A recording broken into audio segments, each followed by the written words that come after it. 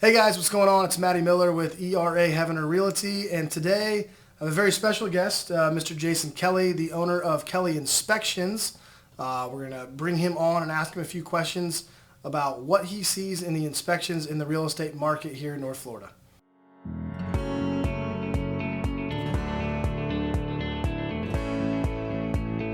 So like I said, joining me today here is Jason Kelly, and we're just going to give a little background on Jason. He is a Florida State graduate, and I really had almost threw my mouth because I don't like Florida State that much, so that's kind of why I misspoke. But at the same time, he's a Florida State guy, graduated there in 2013, the last time the Seminoles were actually decent. So it's been a while, clearly, for you Seminole fans out there. And Notre Dame actually plays the very first game at Florida State this year, so I'm excited about that. Yeah, we'll talk about that later. That being said, moving on. No, Jason actually grew up here in North Florida. Your dad owned a construction company, commercial construction company for a lot of times. So you pretty much literally grew up with a hammer kind of in your hand. Yep. Swinging work. So every summer I'd work for Dad. We'd do everything from commercial buildings to military contracts, and they did have a residential section as well. So cool. Did a bunch of home renovations. So you've been inside the construction business pretty much your entire life. Exactly. Okay, cool. So Jason and I know each other for a few years now, and he's been doing a lot of inspections for a lot of our clients. So if you're watching this, some of you actually may even know who he is. So wanted to ask him just a few questions kind of about what he sees in our area as far as home inspections, and maybe answer a few questions that you maybe didn't know. So the first one, and pretty much generally, is what's the most common problem that you see literally in Jacksonville as far as the residential market is concerned? What are the things that you see almost every house having a problem with? Yeah. What's that one thing that you see? The most common issue is lack of gutters. Okay. So gutters are a extra cost to houses even for new construction. Yep. So typically we find issues relating to lack of gutters. And so that can be foundation issues, erosion issues. If it's an older house that has wood siding, dry rotting, things like that. Yeah, not even necessarily dry rot, though. Well, it's true wet rot. Yeah, exactly. Yeah, true rot. So all kinds of stuff. Okay. Gutters, especially with how much rain we get here in Northeast Florida, definitely the best thing you can do for a house here. If you don't have gutters, definitely have gutters. But so that's amazing. I'm from Indiana, and like every house has gutters, but we have basements. So you have to divert the water away from the basement, obviously. But in Florida, most of our properties are built on a slab, so people didn't think that was important, but it also can cause issues, what you're saying, over time if you don't have gutters. Yeah, exactly. It just has that moisture. Your whole house is dispersing that water to the edge. It's coming right down the base. That water's got to go somewhere, so it absorbs into sand, essentially. We're built on a peninsula. Exactly. And, it's built on a body of sand for the most part. So definitely the main issue for sure. So gutters, siding, foundation issues, kind of all related at the same time. Cool. Okay.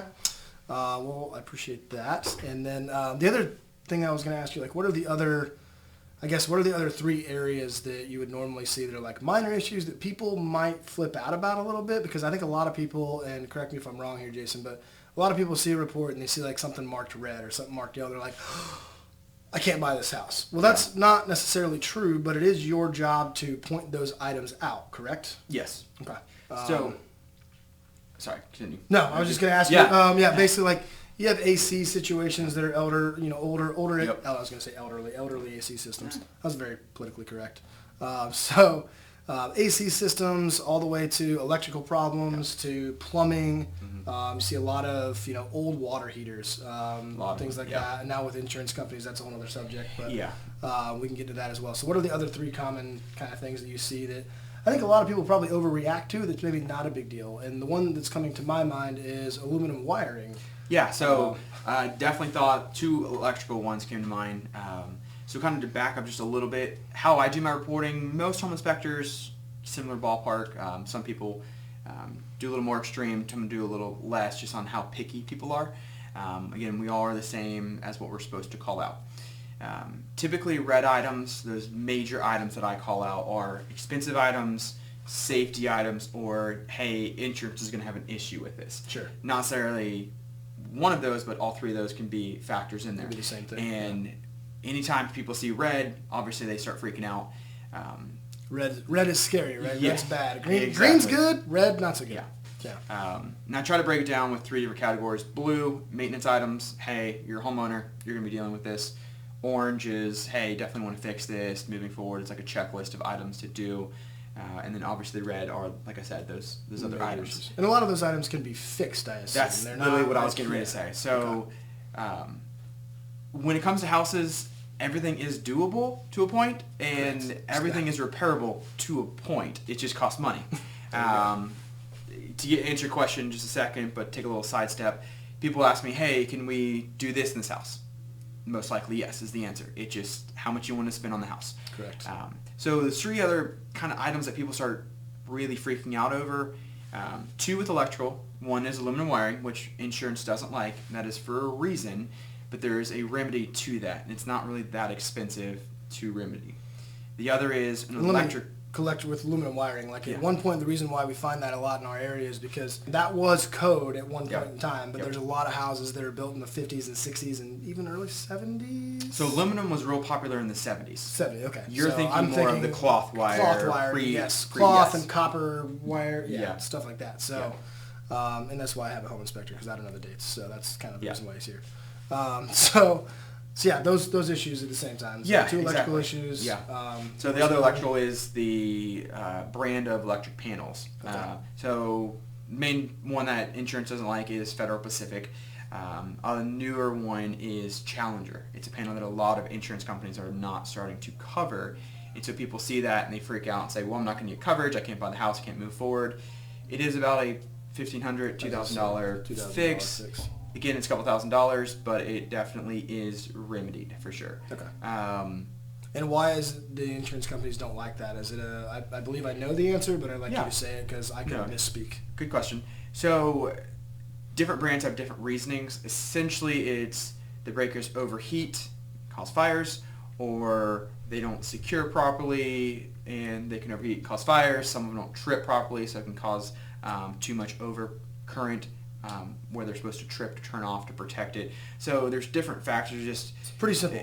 Yes. They cause fires. Yes, Like, exactly. Probably That's don't the want that in simple your solution. house. Got it. Yeah. They cause fires. Makes sense. And to kind of even compare it to something that a lot of people probably know about, unless you're younger than I am, Ford Explorers used to have Firestone tires back in the day, and they are having tire issues where they're blowing out, becoming de-threaded, or treaded, excuse me.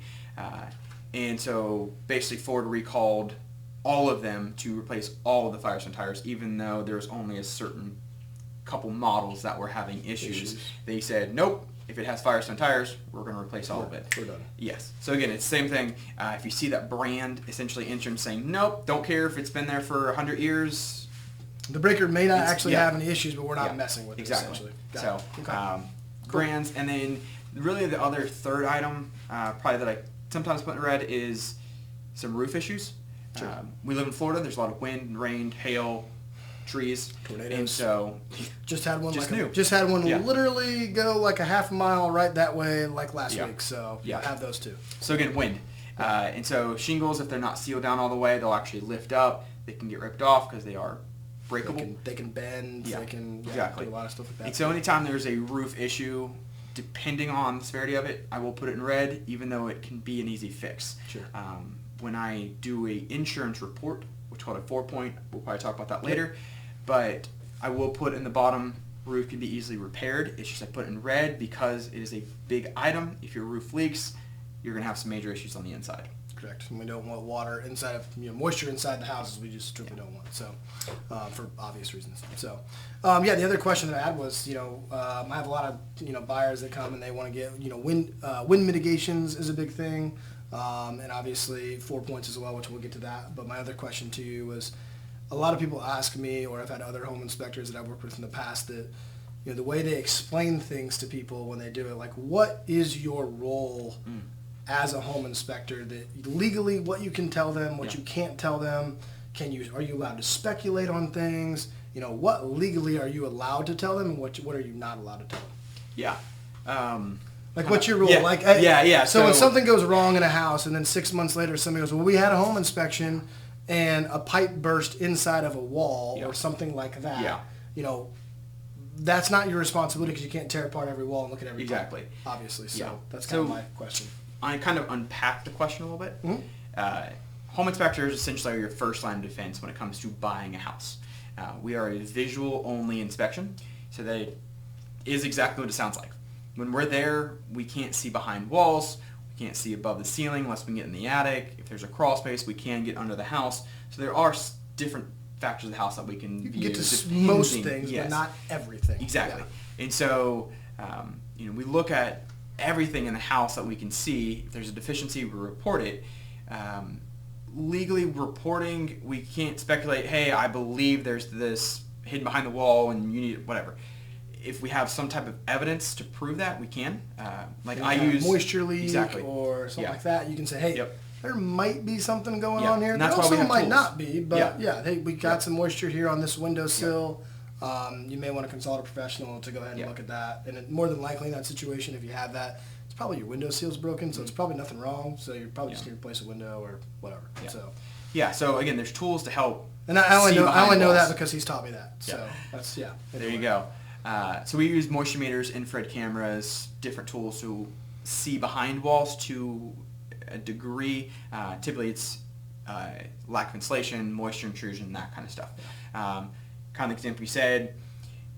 Especially if it's a vacant house, we're going to run the plumbing as long as we can to test it, to really put a strain on it. Yeah. But we don't live in the house. We're only there for, depending on the period of time, 1 hour to 3, 4, 5 hours, depending on the size of the house, how many issues, that kind of stuff. Yeah. So it is a little hard because if you can't see it, stuff does go wrong. In the reports, I have to say, this literally could go wrong as soon as I leave. I'm checking it as time of inspection. Sure. So there are some stipulations.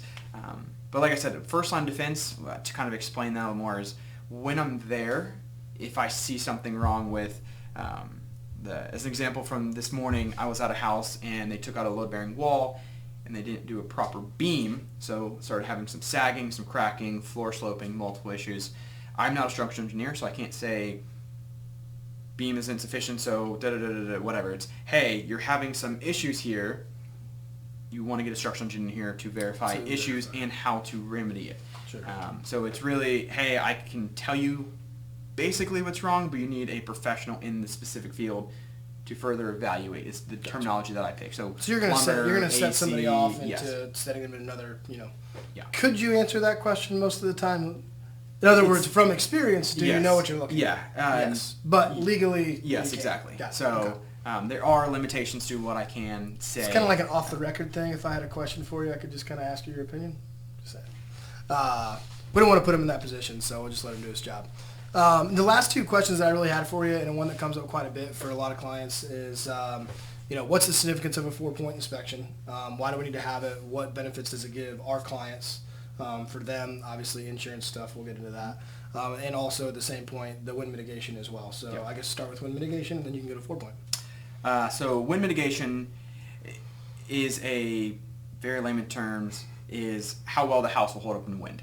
And so it's a document that the state of Florida gave us and multiple boxes that we can check off of how old is the roof, what type of material the roof is, what shape of the roof structure, how are the windows and doors rated? Are they hurricane rated, not hurricane rated? Yeah. To a point. How the roof and the walls attach. So hurricane clips is a very common term that people hear. Straps or clips. Straps, clips, exactly. Yep. Yeah, so those are common things. And those are literally just actual clips that basically take the trusses from the roof kind of to the wall? How does that? So it's not important, but how the wall and the roof line up. There's a metal bracket that they nail to the truss, then nail to the top of the wall. Gotcha. Okay. Straps are literally what it sounds like. It straps over. So we live in Florida with hurricanes, so we don't want the roof to fly off completely. Exactly. So we got to have some type of keeping the roof structure on the house, other than just sitting its weight on it. Well, typically what they did, like older houses, especially here in Jackson, we have a lot of them. They toe nail, so it's just a real long nail going through the side.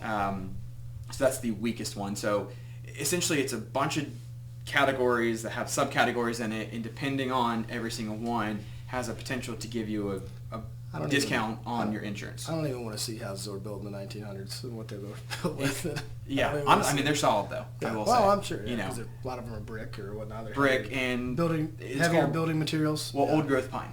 Again, not to get too off topic, but it's we can do a whole podcast on that one. Yeah. There you go.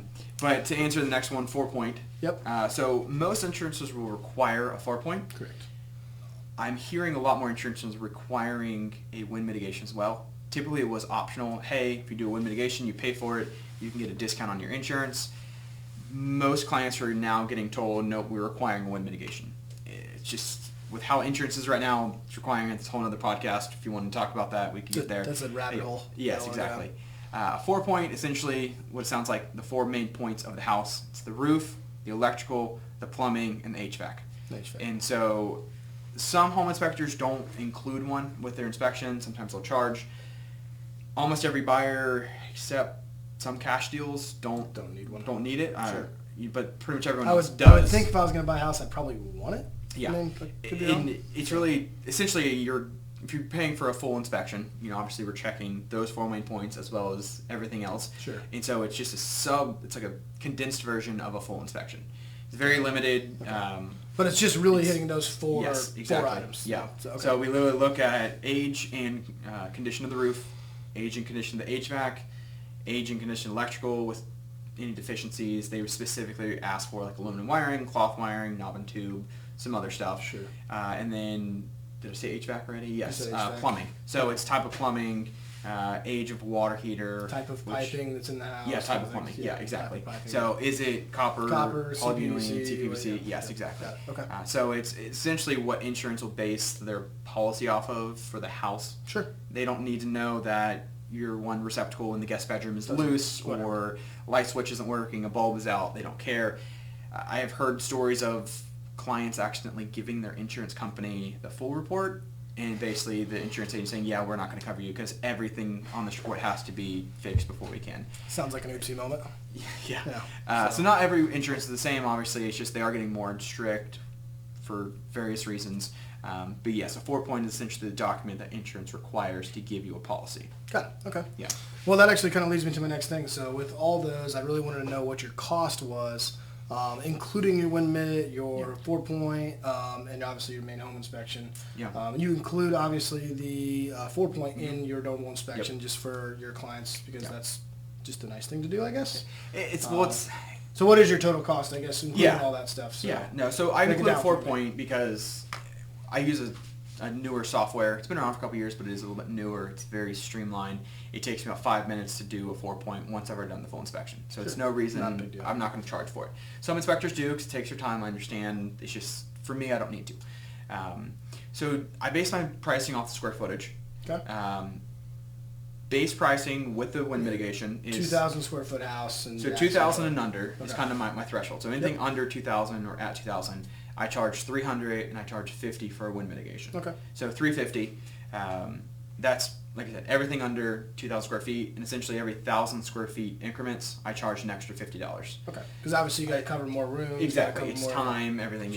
Sure. There is a threshold. I believe I cap it at 5,000. I believe I have a cheat sheet that I look at sometimes. But 5,000 and above, it really depends on how big the house is, how many. Are there outbuildings? Exactly. Are there extra, all sorts of other stuff? So if sometimes, depending on the property, I will have a little upcharge. Like I go to Palm Coast for some clients. I do charge a little travel fee just because it's time traveling to Palm Coast. I actually do travel to Georgia. Okay. I charge a travel fee there. Or is that a special license to be in Georgia as well? No, so they do not require home inspectors to be licensed in Georgia. And so I actually have people call me, hey, I'd rather have someone who is licensed, at least in the state of Florida, to come do it versus just some inspector in Georgia. I just learned something today. There you go. So typically it's St. Mary's, Georgia, just because of how close we are. It's right across the border, so I do that. Trying to think if I answered the question all the way. How much is it cost and what's included? Like I said, include the 4-point. I do offer WDOs or wood destroying organisms. What's the termites? How much is the fee on those? Typically, it's $125 to $150 depending on the house. There's a crawl space, size, all that kind of good stuff. I partner with a company. I am not licensed WDO. WDO is a wood destroying organism report for anybody that's known, which is needed on all VA and FHA loans as well. So anybody that's doing those kind of loan types, you do have to have that done prior to closing. And I believe they even give you your loan. So and they got to be clear. You have to have no damage at all to house. Correct. Which tomorrow our inspection is a VA inspection. So there we go. That's why I scheduled my WDO inspector. So Jason, I really appreciate your time coming on. And would somebody get a hold of you if they're looking for an inspector here in the area? Yeah, no, good question. So I do have a website, kellyinspections.biz for business. There's a form on there you can fill out. My phone number's on there as well. Call, text, either one is fine. Real simple way too. If anybody wants to get a hold of him, just contact get a Matt. hold of me. Yeah, that's the easiest. Yeah, that's the easy way too. So. If I don't answer, I'm usually at an inspection out of respect to my clients. If they're there at the inspection with me, I usually don't answer my phone, especially just as they're trying to answer any question or anything. But if you leave a message, I'll call you back. Or like Matt said, easiest way, hit him up. He's got all my contact information. Awesome. But like I said, check me out on Google, Yelp. Got all 5 stars. I really try to be, the relationship. And again, I grew up in the industry, so kind of pride myself on knowing the other side of the inspector. Is not only do I know how to inspect it, I can also tell you kind of why stuff's happening as well, and typically most remedies I can help you with. Honesty's the best policy, right? There you go. Yeah. So, well, Jason, I really appreciate it. Thanks for coming on, man. And again, I'm Matty Miller with ERA. So if you guys have any questions for me, if you have any questions for Jason, feel free to reach out to me, and we'll do the best we can to answer those for you. So have a great day, and thanks for watching.